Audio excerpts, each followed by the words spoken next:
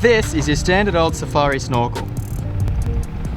And as you can see, mine is not hooked up. And that's because the pipe that was in it has this massive gaping crack in it. And while you're thinking, Mitch, you could just repair it, no. I saw it as an opportunity to make a stainless snorkel out of this 3.5 inch stainless pipe. I went 3.5 inch over 4 inch because they didn't have any 4 inch in stock, but it's still pretty big. And then I've got this 3.5 inch 45-degree bend, which is going to be nice, as well as this end cap, which is a nice sort of honeycomb pattern. I don't know how well you can see that. And then I just went to Bunnings and picked up this little bracket out of stainless. I don't exactly know what it's used for, but I'm going to use that as a bracket to mount it to my car. I'm going to be doing a bit of practice tigging, and I'm going to try and TIG this part onto the end like that, and that's going to be what gives us the little edge on the end of this. You know what guys I'm talking about.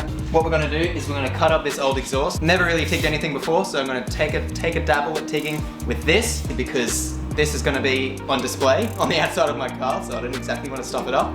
And I don't want to ruin it because it's the only piece that I've got at the moment and it's not exactly super cheap. Yeah, let's cut this apart and start tigging.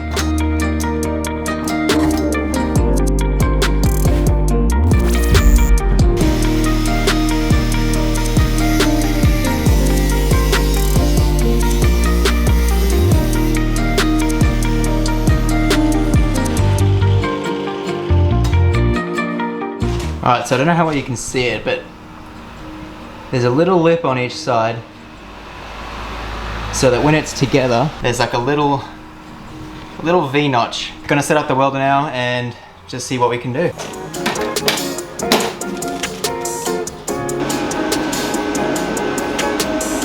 Alrighty guys, so this is 100% the first time I've ever touched a TIG. I watched a few videos last night, and I've read the instructions a bit on how to TIG, but I'm mostly a kinesthetic learner, so the only way I'm really going to figure it out is by doing it. I've got it set up to, this is 1.6 mil thick, and I've picked up the settings for 1.6 mil, but let's just get into it.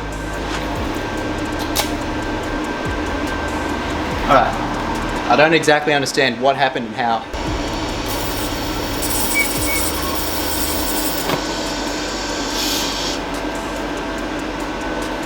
You know, if all I've got to do then is add some wire, then I don't think it would be too bad. Let's see what happens when we introduce some filler.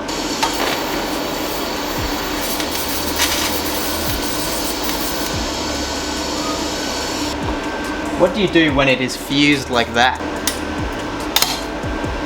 Yeah, this is gonna be tough.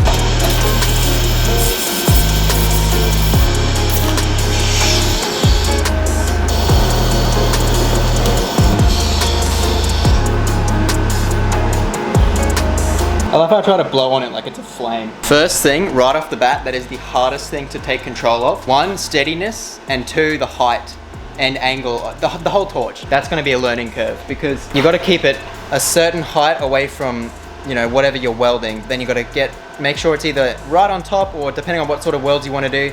But then you got to stay consistent that whole time so that it travels along slowly. And I need to get used to knowing how much and when to feed the filler as well. But if we take a look at what I've got here, first little bit, that was when I was just testing how the arc works. Then up above, we can sort of see, you can sort of see those blobs.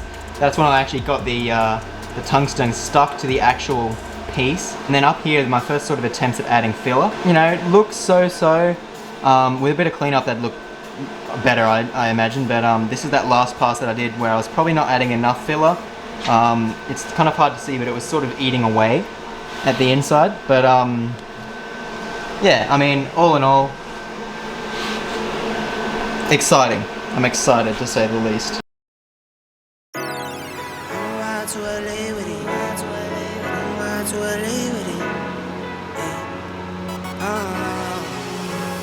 10 toes down, I'ma ride with the gang. My whole life I've been doing my thing. Get that money, ain't no thing. Anything I do for the gang. 10 toes down, I'ma ride with the gang. My whole life I've been doing my thing. Get that money, ain't no thing. Anything I do for the gang. Anything I do for the gang. Took those L's and I took that blame.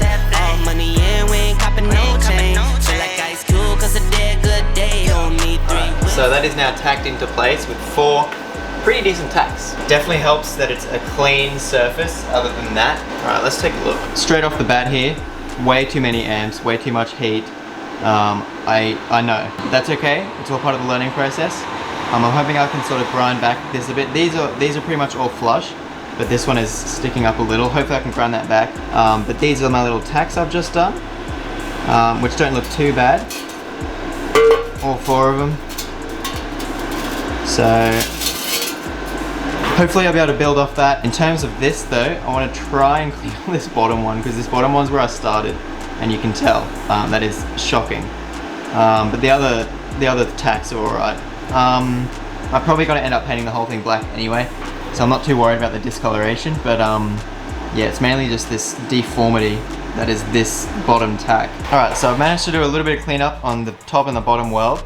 That's what I'm going to try and do on the 2 sides as well, or maybe not, I don't know. I don't know, I'll just ground it flush and then hit it with a wire brush, and then probably once the whole thing's done I might give it a whole polish, so that'll make the grind marks near invisible. But yeah, I think I'm going to do a lot more work before actually trying to tack this whole thing around. Next thing I'm going to do is take that snorkel off and then work out what steel I'll need to buy in order to finish the whole thing. Make it work up to the airbox, or make a new airbox for it. One of the two. So yeah. I never claimed to be a professional at anything. I wanted to document my process. I wanted to just get out there and give it a try. I wanted to stay in for a while, and my Safari's got a crack in it, so I thought, why not now? And so yeah, come along the journey with me of either destroying this beautiful piece of stainless or possibly making it work.